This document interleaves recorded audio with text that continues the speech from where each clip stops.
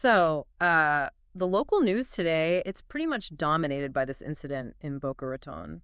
Yeah, that small plane crash. Heard about it this morning, right near I-95. Exactly, right near I-95 and the Tri-Rail tracks. And, it's one of those local stories that just instantly has a wider impact because of where it happened. Oh, absolutely. Anything near major transport routes like that, the ripple effect is immediate.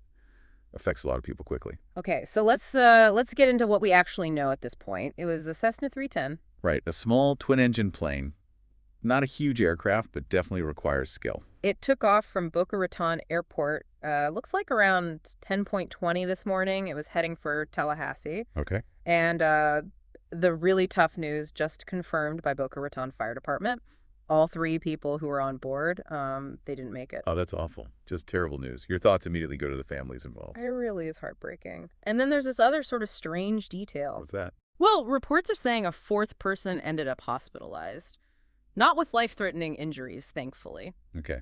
How are they involved? It sounds like maybe they were driving nearby and possibly drove through or very close to the fireball when the plane came down. Wow.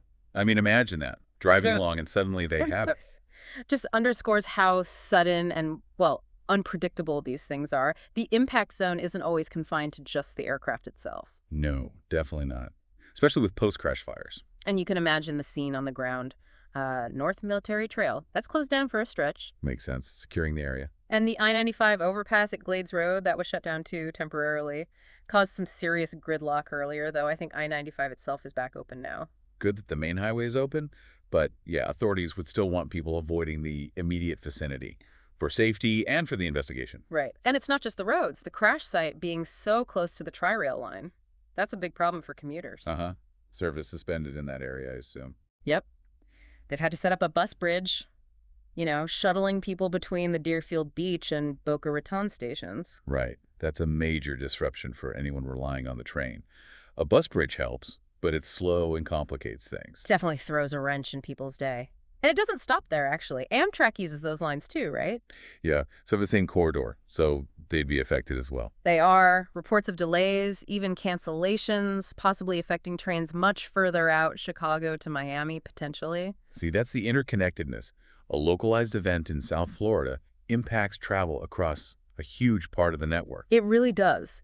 So you see, even though this happened right here in Boca, the consequences spread out pretty far, especially with travel. Uh-huh. So things are obviously still developing, but what we want to do here, in this deep dive is just kind of unpack what we know right now. The initial facts, the immediate fallout. Exactly.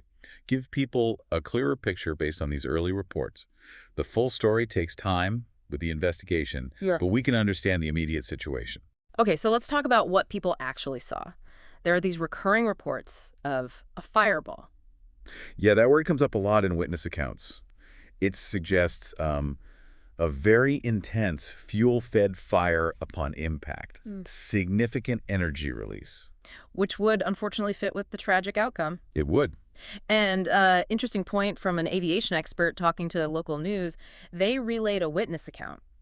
Someone apparently saw the plane take off from the airport. Okay. Yeah. And this witness said it looked like the plane was having some trouble almost immediately, right after takeoff. Ah, okay. That's potentially very significant. Yeah, the witness thought maybe the plane was even trying to turn back towards the airport before it went down. If that's accurate. Attempting to return so soon after departure. That strongly points towards a serious issue happening very quickly. Mechanical failure, maybe something else. But that'll be a huge focus for investigators. Makes total sense. You wouldn't turn back unless something was wrong. Precisely.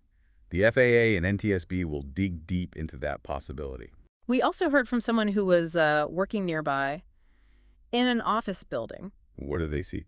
He said he saw the plane fly past, too low, almost skimming the roof level, he described it, just moments before the crash. Wow. Too low, trying to turn back.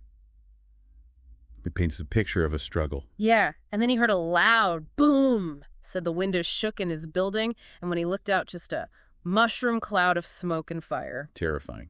Absolutely terrifying. And the windows shaking. That indicates a pretty powerful impact, a shockwave even. It seems so. Other people in the area reported feeling it too. Said their buildings rattled. They thought maybe it was a small earthquake at first. Those kinds of sensory details, the sound, the shaking, They're really valuable for investigators trying to piece together the final moments. Gives you a real sense of the force involved. It does. And the scene itself. Yeah. You mentioned the location near the tracks. Yeah, aerial footage showed debris, parts of the plane scattered right across the tri-rail tracks. A debris field. Yeah. Unfortunately expected in a high-impact crash. They'll meticulously map and collect all of that. Every piece tells part of the story. And you could see emergency vehicles everywhere, lots of fire retardant foam sprayed around. Standard procedure for mitigating fire risk and preserving the scene. There was also this image, a burned out car near a tree close to the main crash site. A car.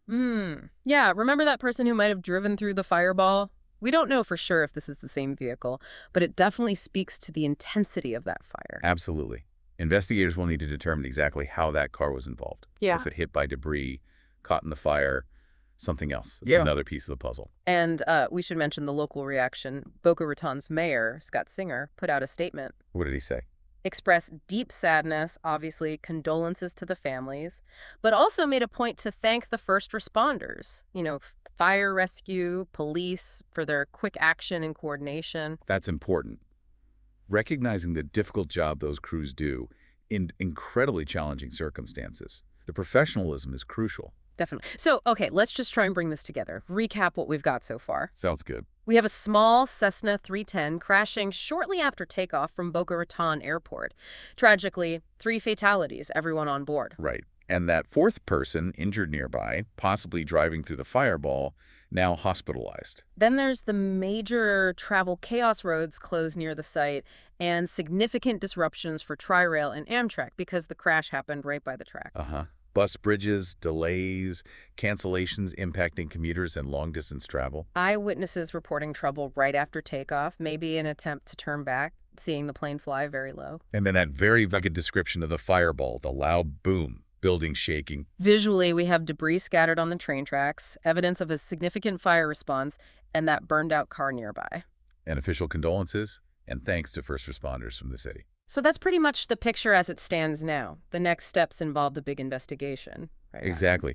The FAA, Federal Aviation Administration, and especially the NTSB, the National Transportation Safety Board, they're the lead agency for investigating accidents like this. Their teams will be on site, meticulously examining everything. And their work takes time, but it's critical to figure out why this happened. Absolutely. Finding the probable cause is their mission to prevent future tragedies. So, thinking about those initial witness reports, the plane having trouble right away trying to turn back, it really makes you wonder, what kinds of things do you think investigators might zero in on first? Well, based on that, you'd immediately think about potential engine issues, maybe flight control problems, perhaps even fuel system trouble. Anything that could cause a critical loss of performance so soon after getting airborne. They'll look at maintenance records, pilot experience, weather conditions, everything. Right. It's such a complex process. And for everyone listening, obviously keep an eye on your local news for updates as the NTSB does its work. It's just a very sobering reminder, isn't it, about aviation, the risks involved, and why that safety work is so vital.